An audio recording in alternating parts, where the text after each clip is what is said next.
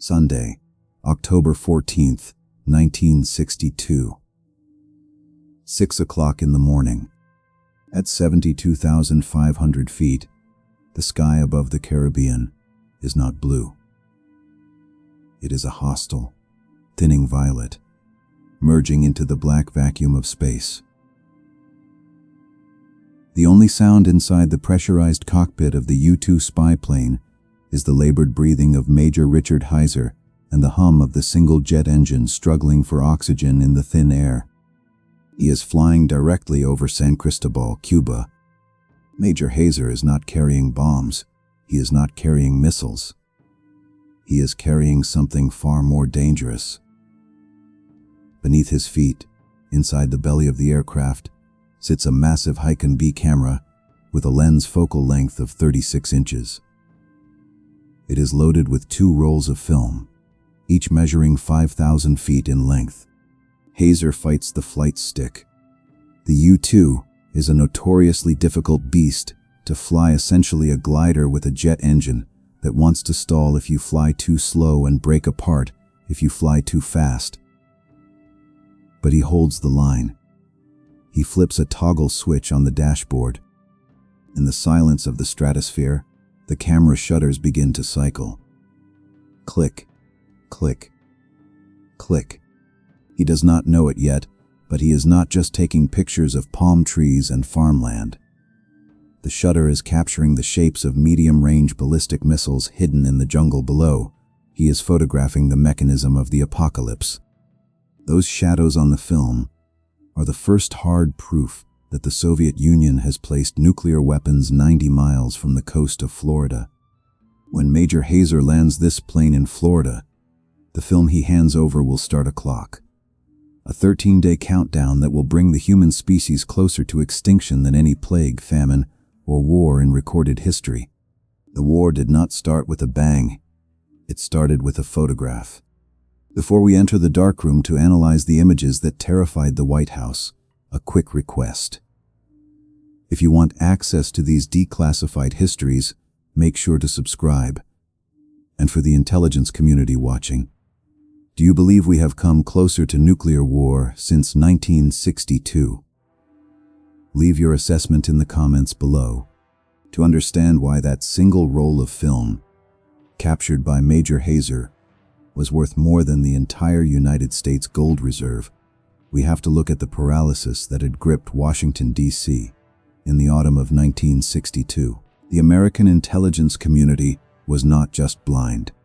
They were willfully looking the other way. For months, rumors had been circulating in the halls of Congress. Republican Senator Kenneth Keating was shouting to anyone who would listen that the Soviets were turning Cuba into an armed fortress. Cuban exiles in Miami were telling stories about massive Soviet ships docking at night, unloading cylinders too long to be farm equipment. But the White House, burned by the humiliating failure of the Bay of Pigs invasion just 1 year earlier, was terrified of crying wolf. President John F. Kennedy was operating under a dangerous assumption. He believed Nikita Khrushchev, the Soviet premier, was a rational actor who would never dare to provoke the United States in its own backyard. Kennedy had received personal assurances. The Soviet diplomats looked the president in the eye and promised that the equipment arriving in Havana was purely defensive anti-aircraft batteries, old tanks, agricultural machinery. They were lying.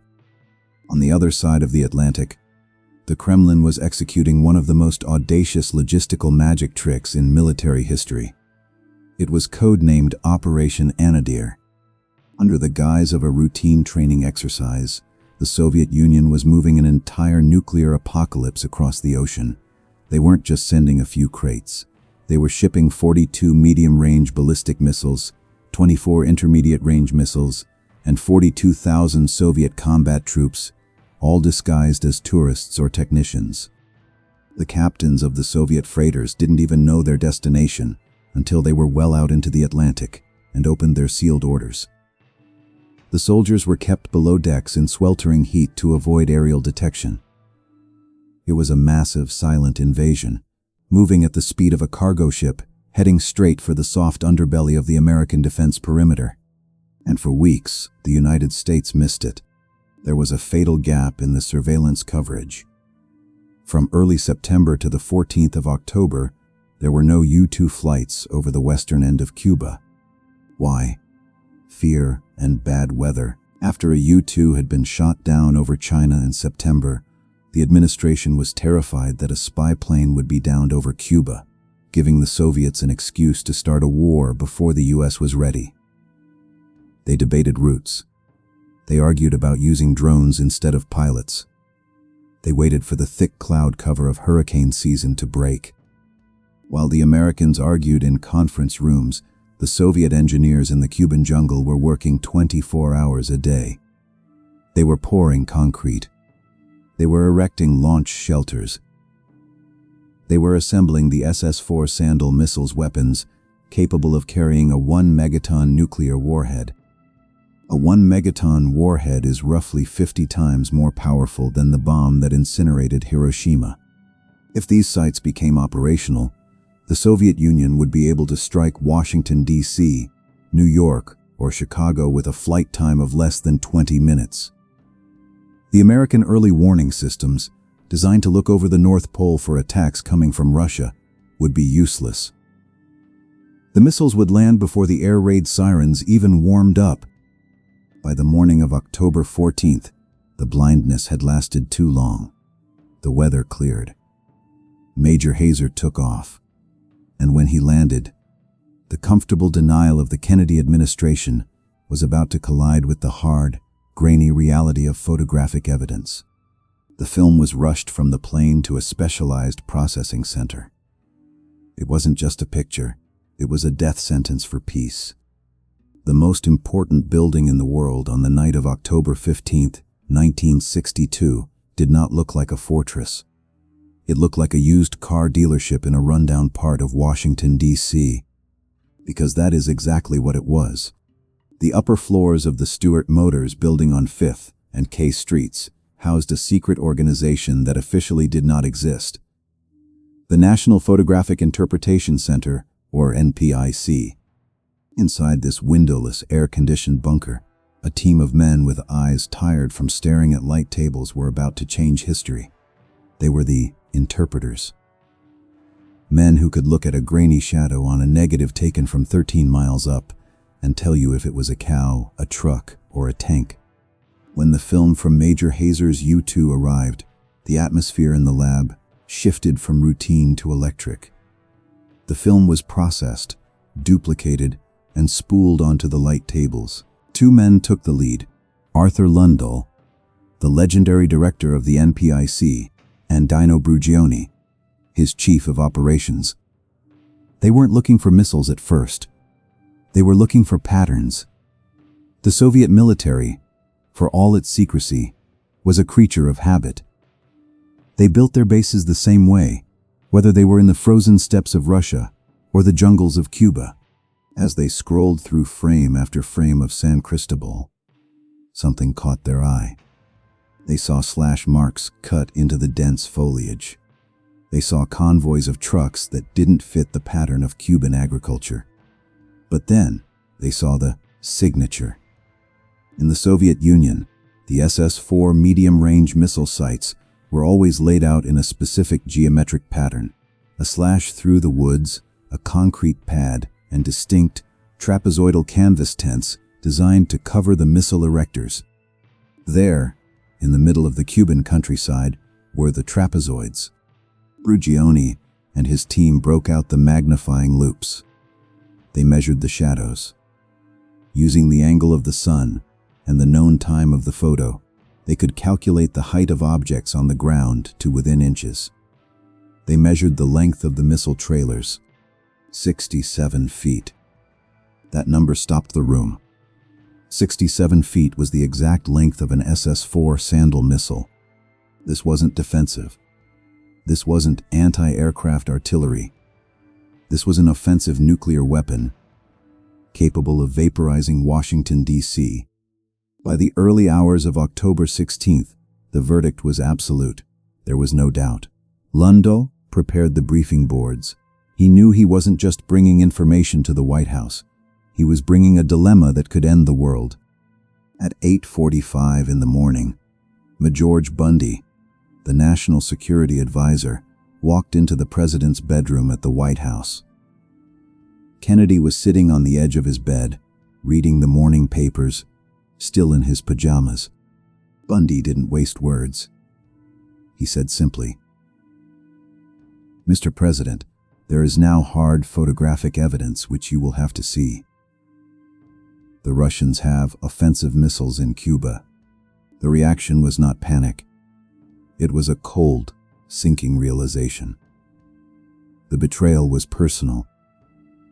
Kennedy had trusted Khrushchev's word. Now, looking at the black and white blow-ups spread across his desk later that morning, pointing at the tiny shapes that Lundahl identified as atomic weapons, Kennedy realized the entire global chessboard had just been overturned. The ExComm, the Executive Committee of the National Security Council, was summoned. The doors of the cabinet room were locked. The secrecy was so high that the vice president wasn't even briefed immediately.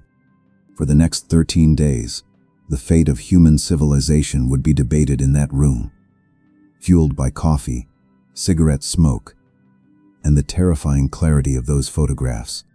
But outside the White House, the world went on as normal. People went to work. Children went to school. Nobody knew that a timer had started ticking. The photographs were a secret. The missiles were a secret. But secrets in Washington have a way of becoming wars. And inside the ExComm, the first instinct wasn't diplomacy. It was violence. The generals looked at the photos and saw only one solution: bomb them all. Inside the cabinet room, the air was thick with cigarette smoke and the smell of nervous sweat. The men sitting around the mahogany table were not just debating strategy, they were calculating the odds of the end of the world. The photographs from the U-2 were on the table. They showed the missiles were not just present, they were becoming operational. Every hour that passed was an hour closer to the moment the Soviet launch crews could turn the keys.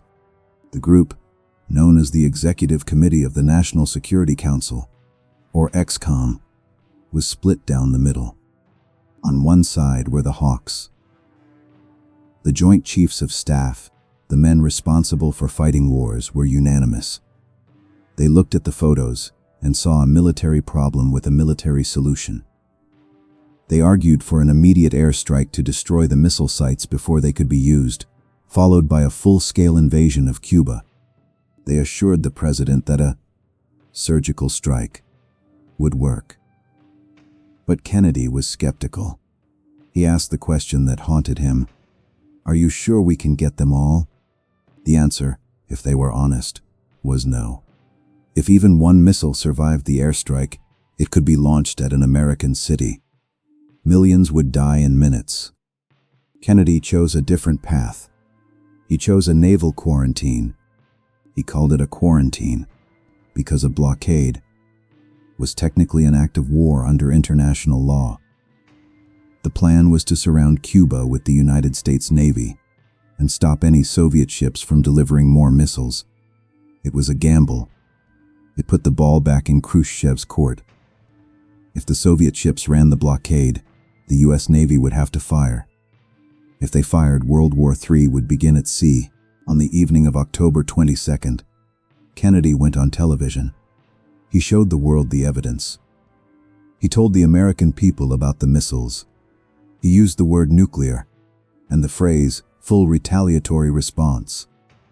Panic swept the globe. Americans emptied grocery stores. Families built makeshift fallout shelters in their backyards. The world held its breath. But the most dangerous moment was yet to come.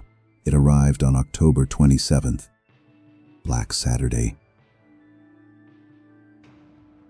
The crisis had dragged on for days. The blockade was holding, but the missiles already in Cuba were still there, pointed at the US. The tension in the ExComm was breaking. Then, the news came from the Pentagon. A U-2 spy plane, piloted by Major Rudolph Anderson Jr., had been tracking the missile sites over Cuba. Suddenly, his plane disappeared from radar. He had been shot down by a Soviet surface-to-air missile. Major Anderson was the first combat casualty of the crisis. He would be the only one killed by enemy fire, but his death changed everything. The standing orders given to the American military were clear. If a U-2 was shot down, the United States would retaliate immediately by bombing the SAM site that fired the missile. The Joint Chiefs of Staff pushed Kennedy. They killed an American pilot. We must strike now. The bombers were on the runways. The pilots were in their cockpits. The invasion force in Florida was ready to go, but Kennedy hesitated. In the heat of the moment, he realized that the order to shoot down the plane might not have come from Khrushchev. It might have been a local Soviet commander in Cuba panicking. If Kennedy retaliated now, the spiral would be unstoppable. He called off the immediate strike. He chose to talk instead of shoot.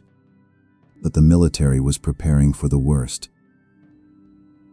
The Strategic Air Command, SAC, was ordered to DEFCON 2 Defense Condition 2.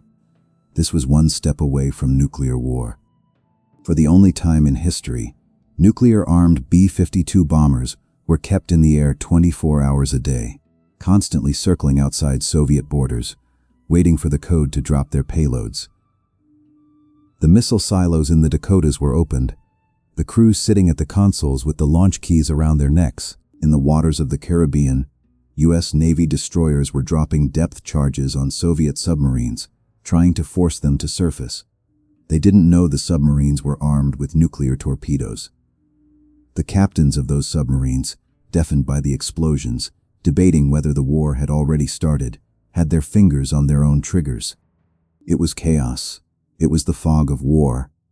And in the middle of it all, the only thing keeping the missiles in their silos was the desperate hope that the man on the other side of the ocean was just as terrified as you were.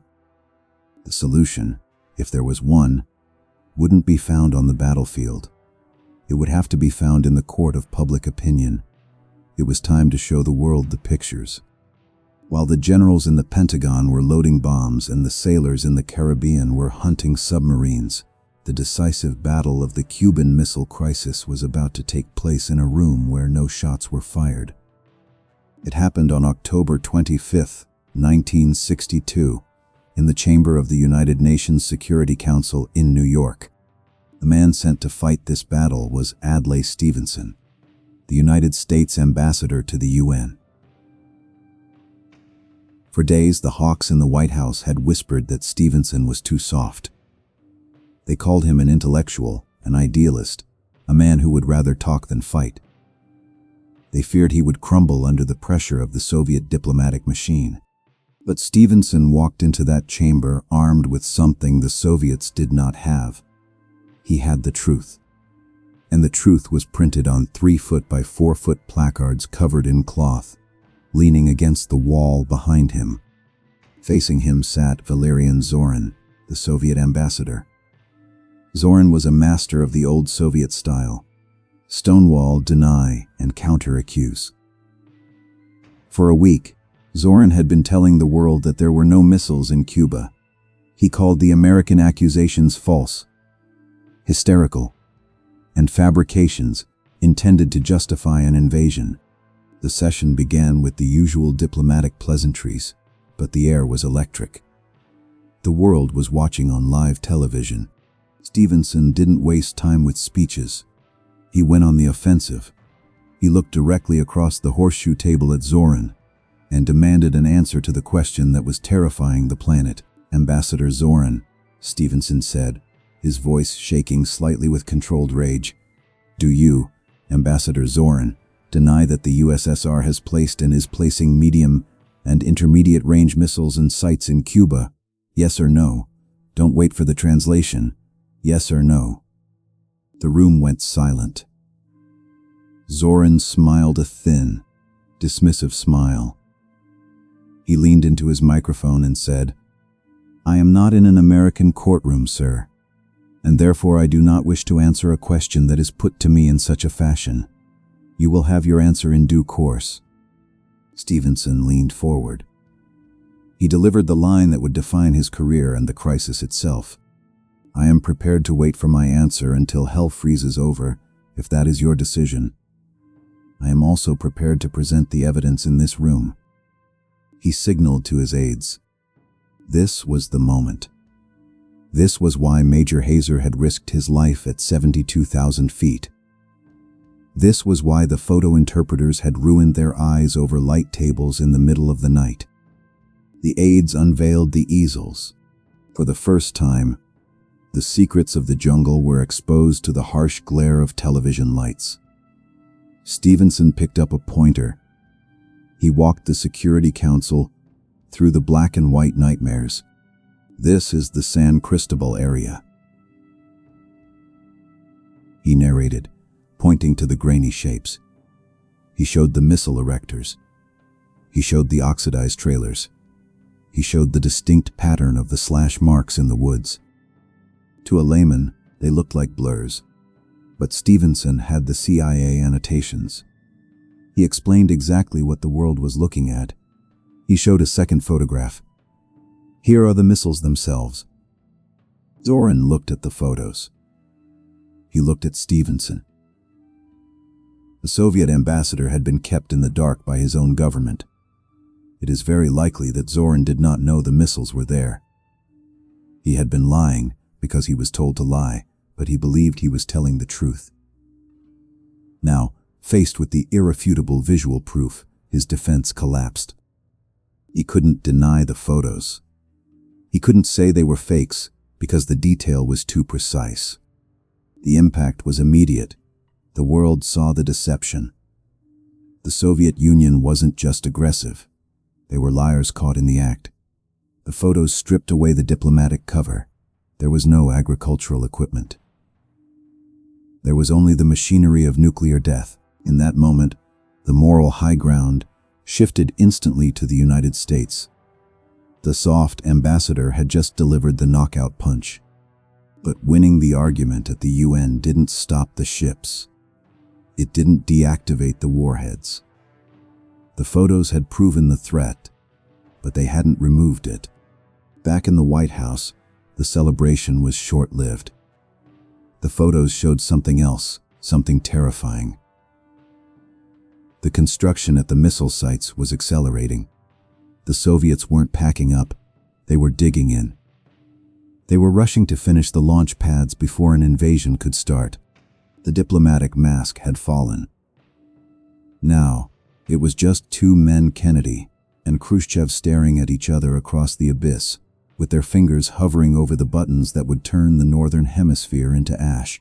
In the history books written immediately after 1962, the ending of the story seemed simple. The United States stood tall. Kennedy stared down Khrushchev. The photos were shown. The blockade was tightened, and the Soviets blinked. But history, like photography, depends on where you stand and how much light you let in. The truth is that the photographs started the crisis, but they could not end it. By Saturday, October 27th, the situation had spiraled almost beyond human control. A U-2 pilot was dead. An American destroyer was dropping explosives on a Soviet nuclear submarine. The generals were sleeping in their offices. The resolution did not come from a public speech or a bombing run. It came from a secret whisper in a dark room. On the night of October 27th, the president's brother, Attorney General Robert Kennedy, met secretly with the Soviet ambassador, Anatoly Dobrinin, at the Department of Justice. The deal they cut was ugly, pragmatic, and absolutely necessary. It was a trade. The United States publicly demanded that the Soviets remove their missiles from Cuba.